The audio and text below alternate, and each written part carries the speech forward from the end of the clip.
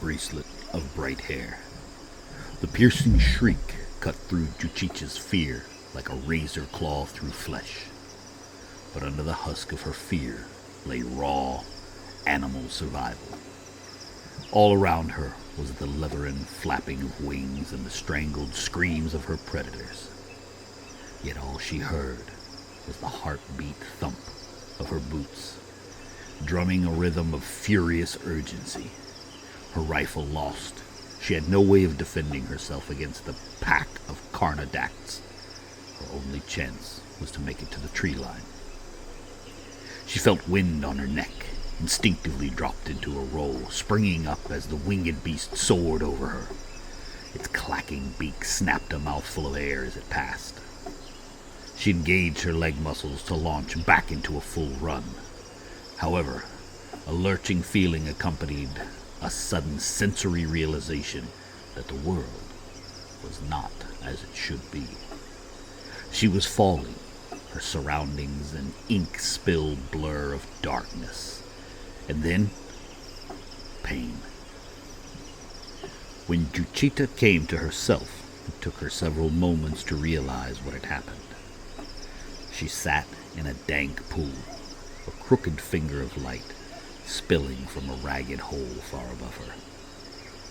Yes, it was the hole she had fallen through. Outside, she could hear the distant, frustrated cries of the winged hunters. What is this place? She wondered aloud. As the gloom receded, Juchita began to take in her surroundings.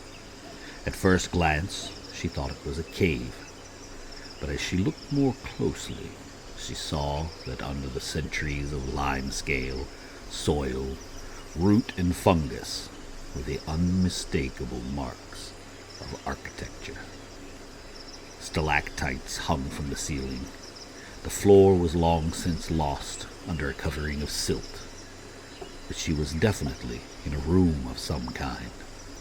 The walls were lined with workstations and bulkhead struts. Behind her, a cave-in blocked the exit. But ahead of her was an octagonal doorway, flanked by two similarly shaped windows. From that direction, she sensed a faint, purple glow. Bioluminescence, perhaps? The next room was knee-deep in standing water. The far wall comprised of 5 glass tanks, each about 2 meters tall, with clumped bundles of cables sprouting from the tops, like bursts of wiry vegetation.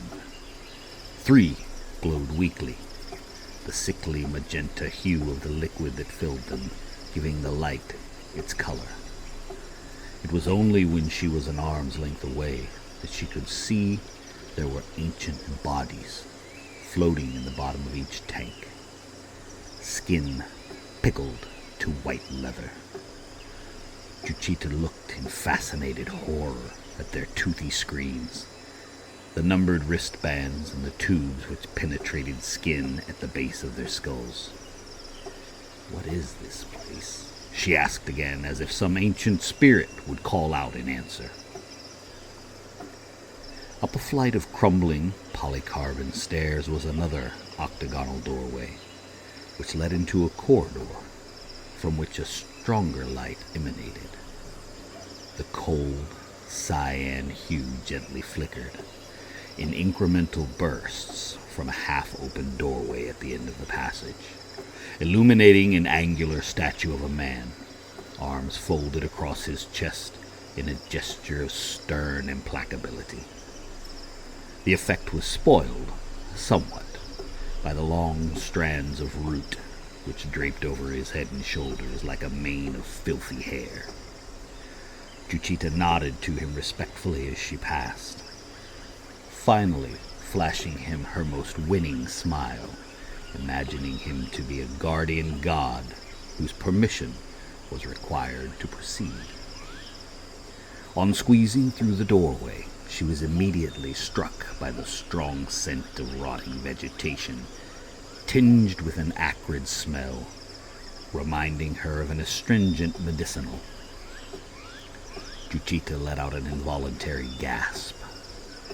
In the center of the room was a circular dais, surrounded by a railing containing a large table. From the ceiling hung a metal globe, surrounded by the ghostly, cyan glowing image of a woman's face. "What is this place?" she intoned for the third time, the mantra now more a talisman against harm than a genuine question. Her sense of dread increased tenfold when, seemingly in response to the sound of her voice, the woman's eyes opened. The face distorted, appearing and disappearing, hummingbird wing fast, in a succession of grotesque expressions. "Unknown. Hemisphere is reports indicate entire landmass. For luck, Juchita's hand went to the small fetish she wore around her neck.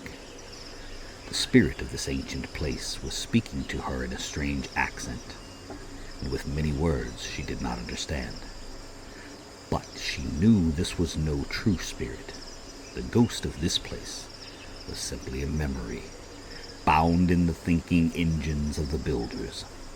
She had heard of such things, but nonetheless, it was difficult for her to shake off the idea that this was a real person calling to her from the distant past. "Dire and complete future. Trust to protect Niahome.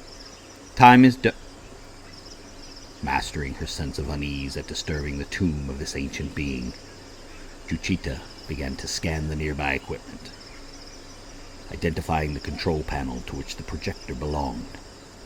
While the depredations of age appeared to have fused many of the controls, there was life in it yet. She manipulated a touch screen, gasping as the cracked glass sliced her finger. She shook her head. No, this discovery was too important to trust to her meager skills. She needed to find a way out, and find people in Skyton who could make better sense of such things. Who knows what wondrous knowledge such a memory spirit could contain, and what damage she could do blundering around.